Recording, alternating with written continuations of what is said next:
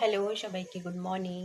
সবাই কেমন আছো? আশা করি সকলেই ভালো আছো। দেখো, রোজকার মতো আজকে সকালে আমি বানাচ্ছি ব্রেকফাস্ট। ছেলে স্কুলে যাবে।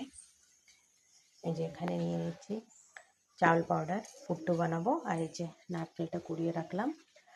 ছেলে পুট্টু খাবে না, তার জন্য ওর জন্য করছি একটু ভাত ভাজা করব। বেশি কিছু না, এখানে ডিম আছে, আলু আছে, পেঁয়াজ। ছেলে একদম পুট্টু উপমা এসব খেতে একদমই ভালোবাসে না।